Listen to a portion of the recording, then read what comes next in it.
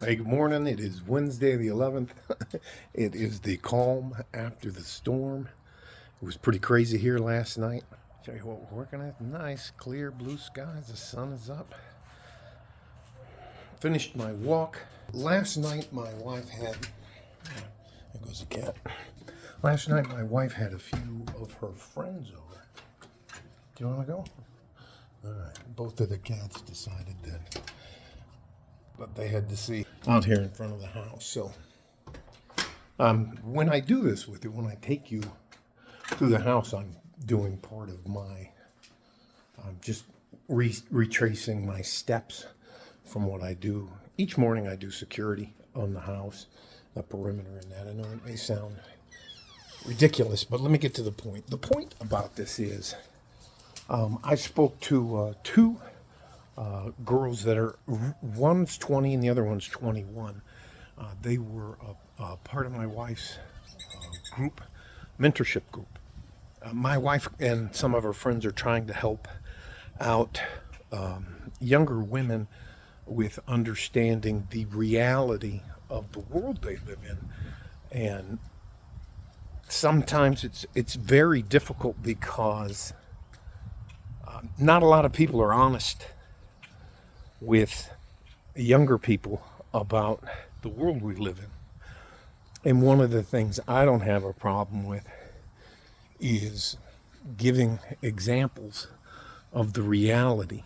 Now, what they were talking about was rights, their rights as they perceive them.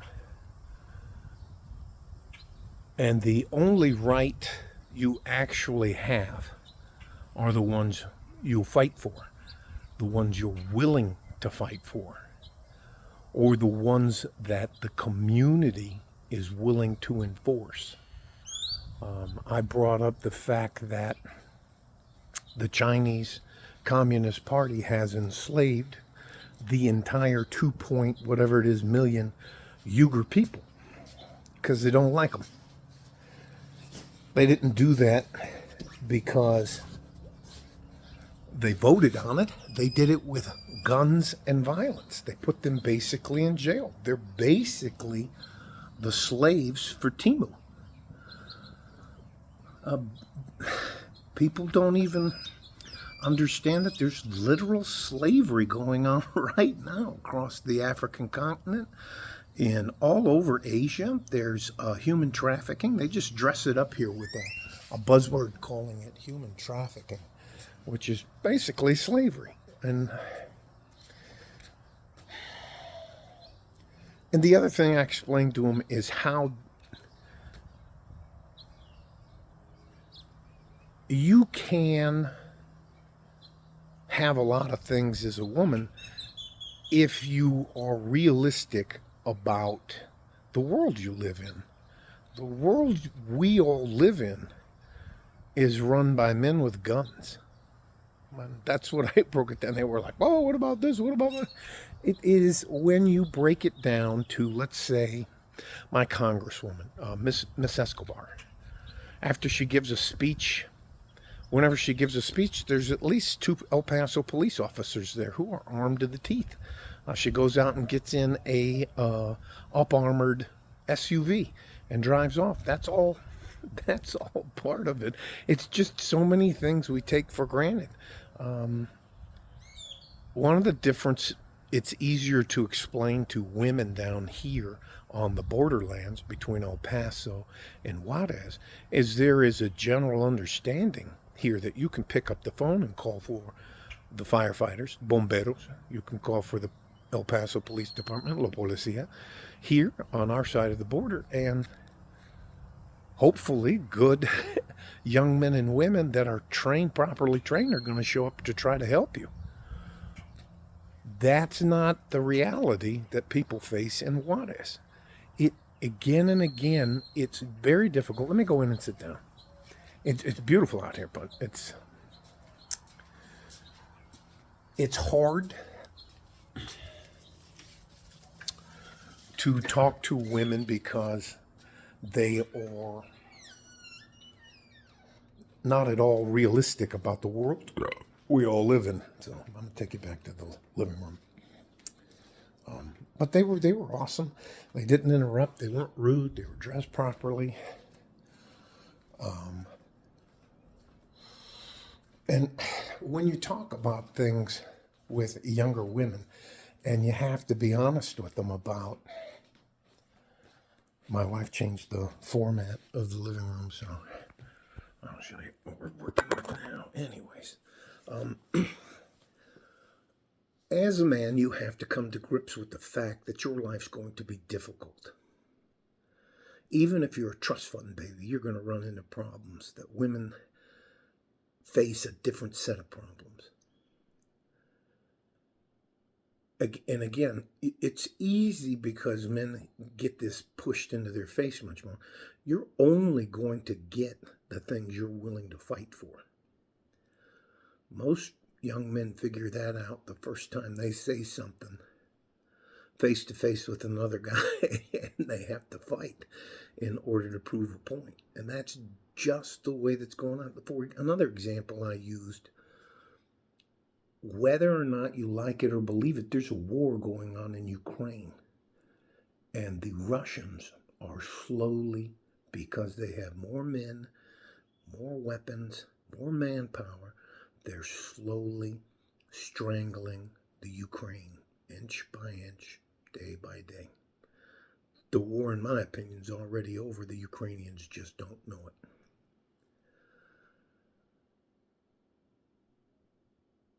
Many times,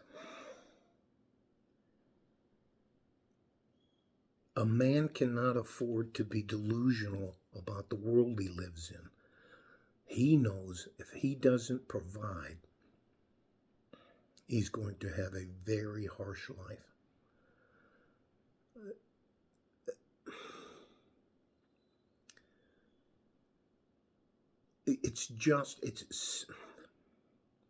It's so hard. It's very easy to convince a young man that he has to fight for the things he wants to believe in. It's very difficult to tell a woman who doesn't have a good grasp of the reality she lives in that she may not be able to do the things she wants to do unless she's willing to fight for it. And we wouldn't have a good community or culture here in El Paso if we had a bad police department, a bad fire department, a bad paramedics. If we didn't have different types of traffic police, regular police, armed guards, and that includes women doing that as well. The difference is the majority of very difficult, life-threatening professions are run by men. And there's a reason for that. It's why you don't see in the Ukrainian war full battalions or regiments of female fighting soldiers. It's just the reality that you have to address. That is something a man cannot stick his head in the sand and hide from. And if he does, he's going to live a very difficult life. Again and again, you're only entitled to the things you're willing to fight for. And if your idea of fighting is you picking up the phone and calling somebody, what if you can't get to the phone? Anyways, that's all I was telling them. Men just can't hide from the reality of the world. Even if they're trust fund babies, even if they're rich as hell, they may be shielded from some of it, but sooner or later, the reality of the world jumps up and that was Bella. The reality of the world just jumps up and smacks him in the face. Now, Come on, really? Come on, Bella, come on. Come on, let me get you out of the way. Let me put you up there. And it wasn't me telling them, you got to do this and you don't do that. I told them reasonable things that if you want to have a relationship with the man has to get something in return besides endless work. Here, look, it's just.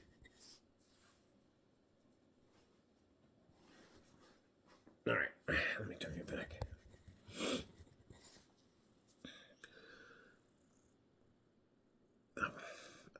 And we did talk about there not being why men don't want to be not only in a relationship. You just did a drive by. Not only in a relationship, but they don't really want to get married because it's an extreme disadvantage for a man to get married. It's not an advantage at all, and the courts are designed to punish him. Anyways, I didn't talk to him any longer than I'm talking to you, and if a man can't hide from his responsibilities, if he does, and he's allowed to, sooner or later life's going to jump up and smack him in the face. So there it is. There's a lot of women out down here now that are around my wife's age in the 40s and 50s that are almost at the end of their career, and a lot of their careers are going to soon be replaced by artificial intelligence. Accounting, office work, customer service can be handled by a robot just as good. Some of the AI programs I have seen they're crazy. It's a lot harder to tell that you're not dealing with a human being. So that is the reality of it. You're only entitled to the benefits, privileges, rights that you're willing to fight for. And sometimes that means using a gun or a knife or physically fighting. That's why guys are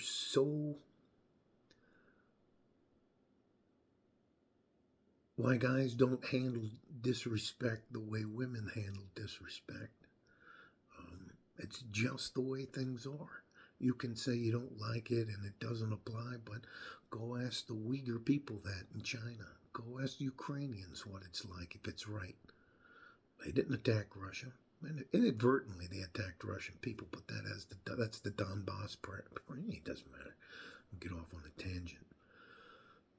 Again, and finally, you are only entitled to the things, the rights, and the benefits that you're willing to fight for. Bella's back. I have no idea why I am deserving of such attention. What? What do you want, Bella? Anyways, hope that makes sense. I hope I'm not preaching to you, but just 2 examples. If you want to, I think it's UYGUR.